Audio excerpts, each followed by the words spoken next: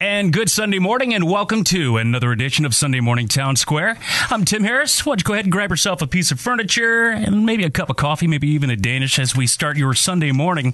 And with us, we've got the rare opportunity to get Wendy Reed out of bed from one of our sister stations. Wendy, hey, thanks for being a part of it this morning. Thanks for having me. Now, Wendy, we have another guest with us, and today is a very purple day. Now, it has nothing to do with Prince. I'm sure it's a little bit more deep than that. It is. I have Carla Blinkhorn, CEO of the YWCA West Central Michigan here to talk about the Purple Purse campaign. Thank you for coming in, Carla. Well, thank you very much for having me. So give me, I know more than the average person, I think, about the Purple Purse campaign, but for those who don't know, how did this all come about and kind of how does it work? Okay. Well, it came about through the Allstate Foundation. So this is, I believe, the fifth year that Allstate has sponsored this event. So there's a Purple Purse campaign. There's, I think, 144 of them. We are the only Purple Purse campaign in Western Michigan. The idea of the Purple Purse campaign is twofold. One is to provide information about domestic violence. October is Domestic Violence Awareness Month. Mm-hmm. So the Purple Purse campaign starts in September and ends at the beginning of Domestic Violence Awareness Month. And it is also an opportunity for those organizations that are participants to raise money specifically for domestic and sexual violence services. Now, you guys are encompassing both. Normally, there are two different topics. Usually when you talk to organizations, one is you guys focus on domestic violence, usually partners, and then there is the other of sexual, shall we say, aggressiveness that you guys are also encompassing with this whole Purple Purse campaign, correct? Yes, well, the YWCA provides services in domestic violence, sexual assault, child sexual abuse, stalking, and dating violence. So anytime we have an opportunity to get out in the community and raise awareness of the issues and of our services, we kind of throw them all in. But yeah, the specific focus for the Allstate campaign is domestic violence. Now, as you said, October is the month for Domestic Violence Month, and it kind of shines a light on, well, Kent County as a whole. Statistically, there is a few issues that we should be focused on. If you're talking to someone this morning who's sitting at the table by herself or himself, and they're going through a little home life crisis, shall we say. It's not a normal behavior for their spouse to act in the manner that they have been. We're all in Michigan in the same boat. We're struggling to get by. The money is not where it used to be. Dollar doesn't go as far. So that brings added stress into the household. Our kids are going back to school. We had to get clothes and all that extra financing liability. So if they're sitting at the table this morning and they're going through some things that should be considered a warning signal, what is some of the things that he or she should be watching out for and knowing where the line in the sand is to get out and get help or let others know of the danger, perhaps? Or when do we know that's over the line? Sure. Very often, most often in domestic violence, it's really progressive. So it's not often a situation where somebody strike somebody and there haven't been some other signs before that. Actually, oftentimes it even starts when people are dating. So we're talking about jealousy or talking about isolation. So in marriage, you might see the perpetrator, the assailant, not wanting you to spend time with your family members or isolating you from your girlfriends, tracking your behavior, calling at work frequently to find out if you're there, driving around the block to make sure your car is wherever you said it was going to be. Verbal abuse is very common, putting somebody down.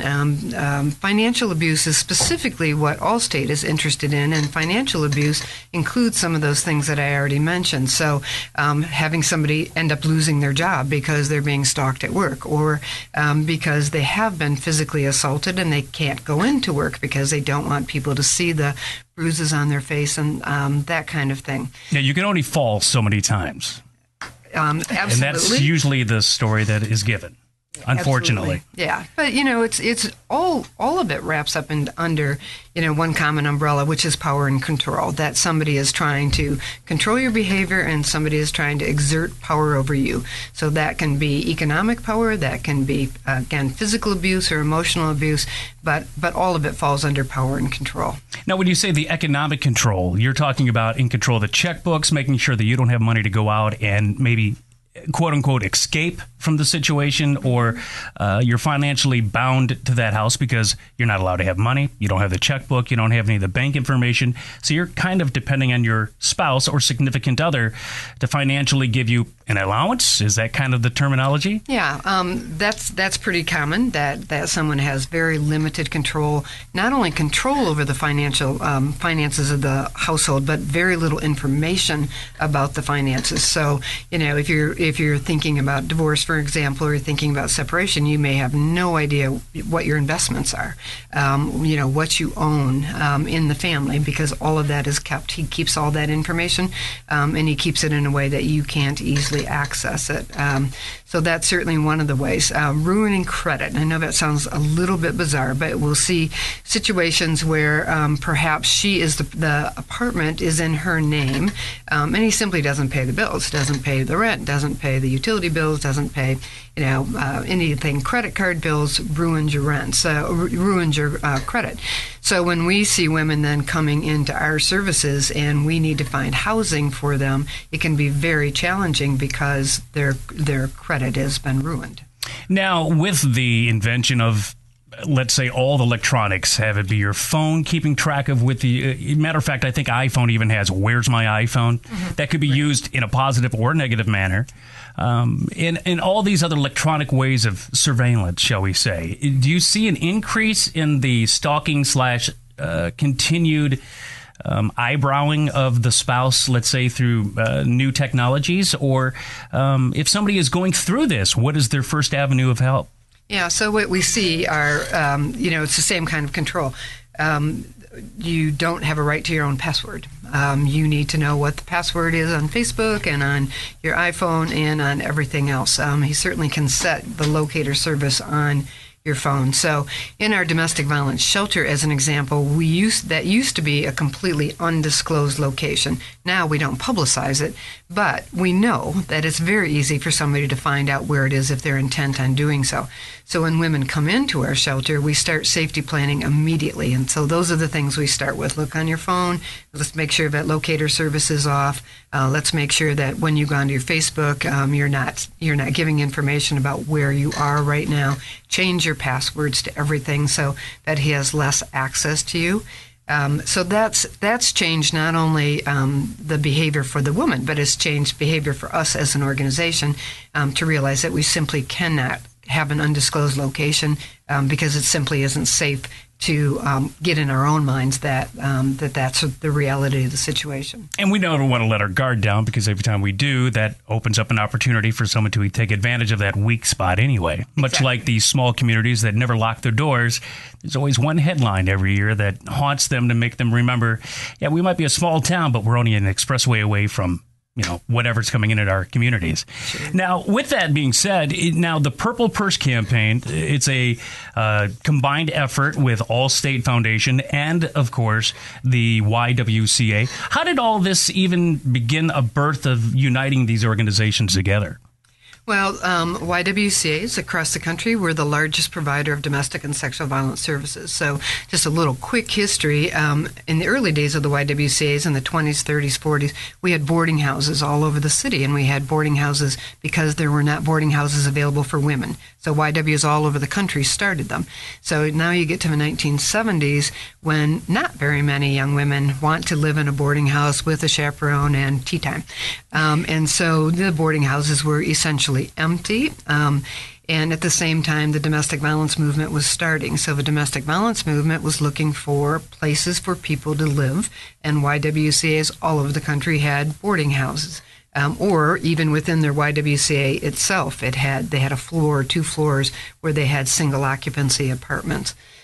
So that was the marriage, and that was true here locally as well. Our house that we use for the domestic violence shelter was donated to us in the 1940s and was a boarding house for over 40 years, and then became a domestic violence shelter. So when Allstate is looking for, a way to access domestic violence programs, a marriage with the YWCA of the USA gives them access to hundreds of domestic violence programs across the country. So basically what you do is apply. We applied last year, actually, and then this year they make a decision about where they're going to host their campaigns. Typically, they host it in a community with a pretty large presence for Allstate. That isn't so true for Grand Rapids, but they selected our organization, and that will cover Western Michigan. Now, when you say that they've selected you guys, now we've got a big campaign that's already fired off on September 2nd, a few days ago, and that will last right up until October 3rd, where the campaign of domestic violence kind of takes over. Is that the idea? This is kind of a warming up of education and knowledge that these organizations exist. Now, Wendy, you're also part of this with the Purple Purse Challenge. Maybe we can kind of tie all this in. What is the title of the Purple Purse and this wonderful event all come together? How does this all come together? Well, basically, the YWCA reached out to a lot of us, a lot of local media, the mayor, a lot of city commissioners, who else? Oh, the chief of police, the president of Grand Valley, the president of GRCC, all just to kind of put some well-known faces, I guess, with these purple purses. We've seen them everywhere this week. Just to put a face behind it, to help people realize, I think that, people all across this community, and people who are in positions of power, and people who are in, the spotlight, so to speak. I don't know that I consider myself to be in the spotlight, but you know what I mean? Really support this cause, and we stand behind it too. And I feel like it's promising to people who are seeing this, who may not be aware of the YWCA's services and may need them, to see prominent people that they hear and see and respect and talk to, saying, whether they know that they're going through it or not, but saying, I stand behind you, I support you. And I think that that's a really, really important thing. And the whole thing with the Purple Purse Project and the financial abuse, which is something that people never really think about. They think about emotional abuse and physical abuse and verbal abuse and sexual abuse. They don't think about the financial side of it. And that, when you hear people talk about domestic violence, a lot of times when they're ignorant about it, for lack of a better term, they don't understand. You hear a lot of people say, well, if it's happening, then why don't they just leave? It's not that simple. It just isn't. And the financial part of it is a huge, huge part of that. Women want to leave. They do. But if you don't feel like you have the power or the ability or the financial stability to make that happen, you're kind of stuck. Sure. And the reason that I was really passionate about getting involved with it is that I know that from experience. I went through it. I dealt with it.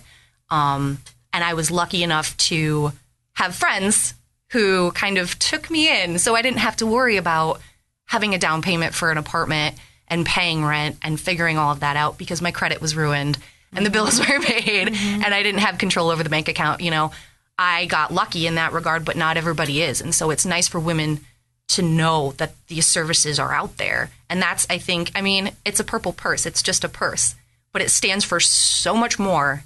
And it's a good way to catch people's eye. And when you get those kind of well-known figures and faces behind it too, it'll catch eyes even more. It'll spread the word faster. And I think that's ultimately that's the important part. That's the ultimate goal.